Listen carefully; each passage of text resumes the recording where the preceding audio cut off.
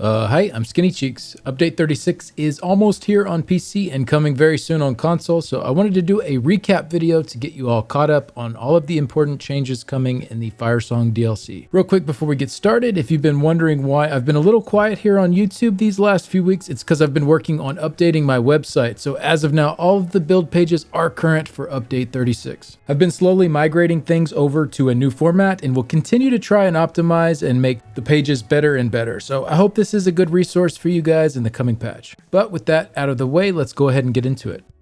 First off, as always, we are getting some new gear with the patch. Honestly, nothing too game-changing here this time around, especially compared to many of the recent patches. I won't be going through all of the new sets here in this video as I already did a deep dive into each of them, so make sure to check out that video if you are interested in my take on all of the new gear. It will be linked in the description. But for a few standouts amongst the new additions, first would be Back Alley Gourmand, a nice DPS set for starting out and still pretty solid late game if you aren't hitting that crit damage cap, with the 13% increase to your crit damage and really nice 2 to 4 piece bonuses too. But it's not going to be anything that's a new meta DPS option or something like that. And then Phoenix Moth Theurge. This seems like it will be pretty nice in PvP and maybe some very niche PvE situations, but unfortunately that buff on it for the Minor Courage and Minor Force requires you to actually heal damage, and overheals do not proc it. So that drawback paired with it already not being able to hit 100% uptime really holds the set back a bit. And then for the mythics, Sarabane's Ward seems like it might have some niche uses as well. It's kind of a strange set as the wearer does not receive any of that block mitigation, so it's useless for solo, but maybe some specific group encounter here or there it could be interesting for. I'll be honest, I haven't really thought too hard into this one, but 30% block mitigation for your allies is nothing to sneeze at, so I wouldn't be surprised if people come up with some clever ways to use this. Now, I don't play Tales of Tribute, so I won't get into the details on this, but there is a new patron deck, the Druid King, coming out with this update, as well as some balancing changes to the existing decks. For some Update 36 base game updates, we are getting a target marker system. This is a pretty simple little new feature that allows you to mark yourself or enemies with special icons. So I can see this being pretty useful on console where there aren't add-ons for this kind of thing to help mark priority group members or enemies for various situations. Another new feature is a toggle to hide pets in towns, and this term pets also includes other players' combat and non-combat pets, their assistants, and their companions as well. This will only be in town hub areas. Should be nice to reduce the clutter a little bit, and it is optional, so you don't have to activate it if you don't want to. There were also some housing quality of life improvements. I won't go through all of these here, just a lot of little things to make that experience a little more user-friendly, especially with the precision editing and with guest decorators. They're also adding armory stations in Cyrodiil and Imperial City, so you won't have to port out if you want to change your build up there. They're also changing up Emperor a little bit, and I found this to be kind of strange, to be honest. It says the Emperor passives now scale in a similar way to the Alliance-wide health bonus. For each of the 6 home keeps your Alliance owns, the bonus will be up to its full value. For each one that is not owned by your Alliance, the passive benefits are reduced. So was this something that was needed and I'm overlooking something? I'm not really sure. Let me know in the comments what you all think about this one. And everyone make sure to also note that the new daily login reward timer is going to be 3 a.m. UTC for European servers and 10 a.m. UTC for North American servers rather than midnight UTC regardless of region. So for EU, this will flip over at 11 p.m. Eastern, and for NA, that will be 6 a.m. Eastern. It seems fine probably for those that only play on one server, but I could see this being a little confusing to keep up with for people that play on both. And then for anyone out there that has not yet farmed for Mora's Whispers, they did increase the drop chance of the Antiquity leads, Sclerotic Tentacle, and Bloodshot Oculus for that mythic item. Those were such a pain, and even with massively cheesing spawn points for the enemies that drop them, it could still be really annoying to farm. We'll have to wait and see what people report on how much the drop rate was improved, but good to see them adjust it nonetheless. There were also some important bug fixes that I want to go over as well. For Besides Mania, they fixed an issue where this set's damage bonus did not apply apply to pets. Rejoice, zookeepers! So that will be a fair bit of a bump in damage for Necros and Sorks who were using this set. And then with Mantle of Sororia fixed an issue where this set could grant stacks while outside of the area of effect. Sorry everyone, easy mode Sororia has been deactivated. It is still a strong set, but will be much more situational now than it was before. They also fixed an issue where you could become stuck heavy attacking indefinitely after roll dodging while inputting a light attack. This was a really annoying bug that I ran into pretty often due to how much I spam my light attacks while I'm in combat, so really happy to see that they were able to find a fix for it.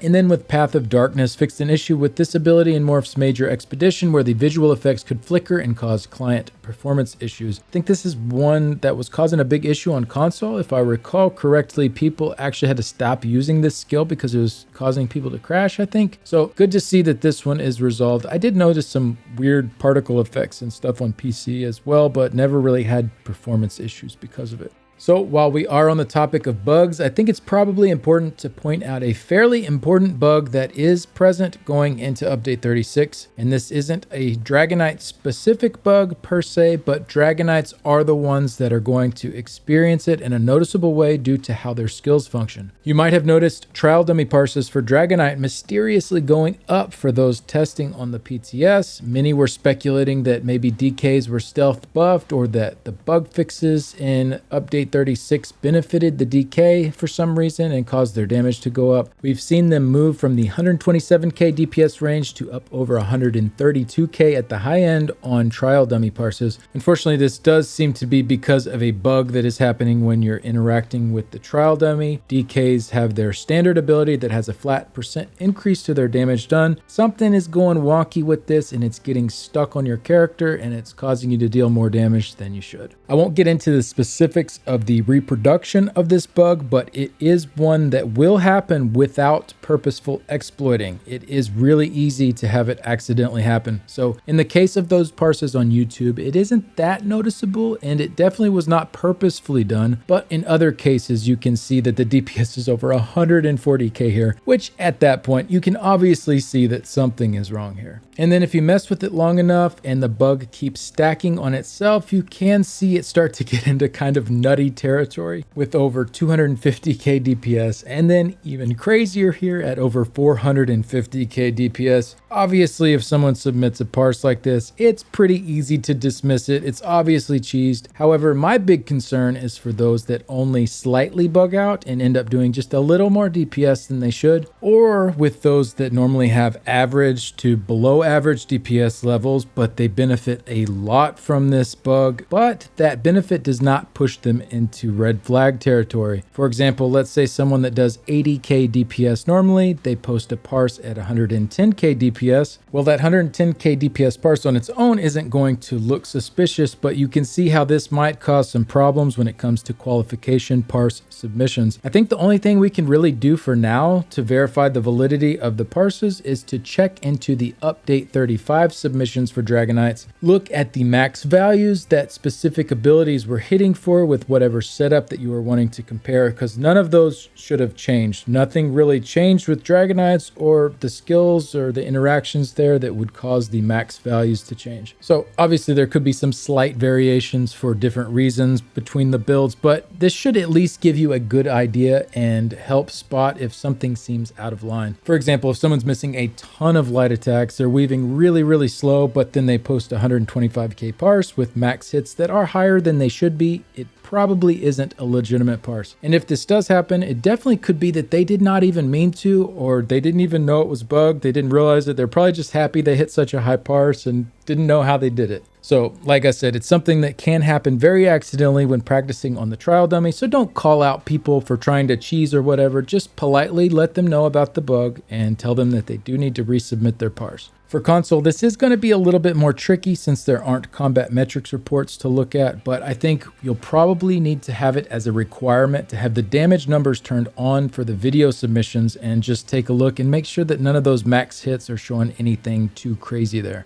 Thankfully, porting out of the house or relogging does fix the bug, so it isn't something that can be brought into trials or dungeons after it's stacked up, although I think there might be a slight chance that the bug could be encountered in a trial. It seems like it would be pretty unlikely to happen, but especially not at the same rate that the bug increases on the trial dummy. Anyways, I just wanted to do a PSA about it, wanted to make sure that people were informed and prepared for this going into the update. All right, let's get into some of the combat balance changes. Templars had Purifying Light and Power of the Light slightly reworked. Essentially, the explosion damage is guaranteed now and just increases based on your damage dealt to the target. At the high end of gameplay, this does seem to be a small nerf. It looks like it's going to be doing about 2k DPS or so lower on the trial dummy than it did before. It's still an insanely strong skill for single target damage, and outside of really organized trial groups or dummy parses, the damage difference will be even lower and maybe to the point where it's not even really noticeable, but at the high end they are going to be coming down slightly. And then the Power of the Light morph, the debuff will now last 10 seconds and the base game timers will now track the 6-second explosion instead of the debuff, so that's a nice little change there. Overall, I really don't see this having too much of an effect on the power of Templars. They still seem like strong options for update 36. I don't love that it was nerfed, but it is still a very good skill and won't make a big difference in the long run. I am still seeing trial dummy parses from them up in that 128k range, so I definitely would like to see some of their skills like Solar Barrage and Reflective Light get some love, as these are pretty underperforming at the moment. As AoE options, these could add a lot to the Templar DPS package if they were improved. Definitely not doom and gloom or anything like that for Templars, but they could use a few tweaks in my opinion. And then for the other class changes, Wardens got some juicy buffs. The Glacial Presence passive now increases the damage done by your chilled status effect based on a value determined by your highest offensive stats, rather than adding 10% critical damage and healing to recently chilled targets. So when I first saw this, I underestimated how good they actually made this passive, but when setting up properly for it, you are seeing really high damage from chilled now. Like it can get up over 10k DPS in the dummy parses. And the nice thing is that since Wardens have the AoE frost abilities, Winter's Revenge and Arctic Blast, that can both proc chilled at a higher rate, this is not just a single target buff either, but an AoE one too. Next up is the Advanced Species passive. This now increases your critical damage done by 4% rather than armor penetration by 990. I'd say this is a slight buff, but really more of a horizontal change than a straight up buff. Both crit damage and penetration are capped stats, but with the loss of the crit damage that used to be on the Glacial Presence passive, it is nice that it's made back up with this and then some by just having 3 Animal Companions abilities slotted. Should be a very nice passive assuming you are under the crit cap. And then a pretty massive change to the Piercing Cold passive. This no longer increases magic and frost damage, but instead gives a flat damage increase of 2%, but that increase goes up to 12% if you have a Frost Staff equipped. So this is a massive buff for Frost Wardens. I do wish it gave a little more love to the non-Frost variants, maybe an increase to bleed damage when wielding a non-Ice Staff, or maybe with martial weapons. It does have Piercing in the name of the passive, so that would be sort of fitting, right? And then you wouldn't feel so pigeonholed into going the ice route. You could have your more bleed heavy option or your ice option that you could go with. I don't know, I'm just spitballing here a little bit on how to keep the non-Frost Wardens relevant as well. But either way, Frost Wardens specifically are looking extra juicy for update 36 and definitely in the strongest place they've ever been for DPS. I do have my website up to date for them with some specific gear and skill loadout, so make sure to check that out if you are putting a Frost Warden together. And I also have a video on the way too where I will do a bit deeper dive into that.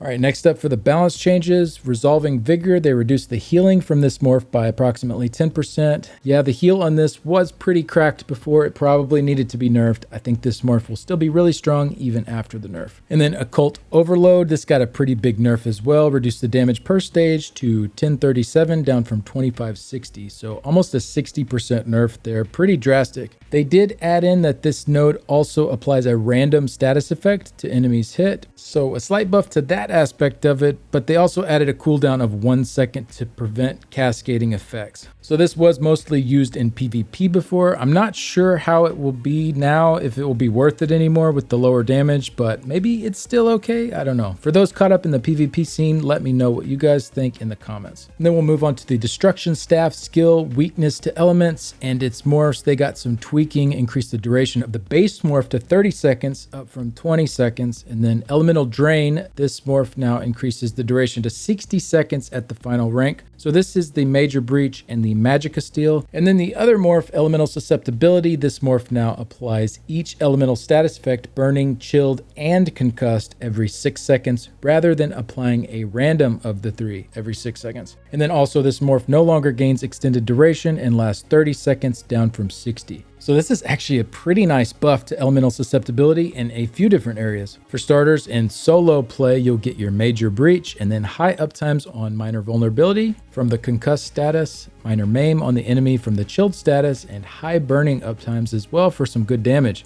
Now for group play, the Concussed and the Chilled can be a bit redundant if you already have other people taking care of those in your group, but this does still have some nice uses for builds that are not using dual wield on the front bar. So let me explain. With dual wield, one of the really nice things is that we can do both the poison and the flame enchantment to proc poisoned and burning, while still having the weapon damage enchant on our back bar. So in that situation, adding in Elemental Susceptibility in group play won't really add much personal DPS because we'll already be getting a fair amount of burning anyways, and especially on a more flame heavy class such as the Dragonknight. However, if we look at setups using non-dual wield on both the front bar and the back bar, we are forced to give up an enchantment since you only get one for the front and one for the back. Generally, you'd still keep the weapon damage enchantment on the back bar and then pick poison or flame, whichever you had the lower uptime on that status effect for the front bar. So now what this skill does is make that choice pretty easy to go with a poison enchantment on the front bar and a weapon damage enchantment on the back bar. So even on a ranged setup, or even a setup with a two-handed weapon on the front bar and a staff on the back bar, you can get a really high burning uptime with Elemental Susceptibility and also a high poisoned uptime with your poison enchant without having to give up your weapon damage enchantment. Not to mention the other two status effects, Chilled and Concussed, they still proc every 6 seconds and those do a tiny bit of damage too, even if the secondary effects end up redundant for your group. So overall, really nice change here. Definitely see this as a staple for some classes for single target damage if you're running a staff on the back bar and you're not using dual wield on the front bar. And then of course, pretty much any solo setup that is using a staff as well.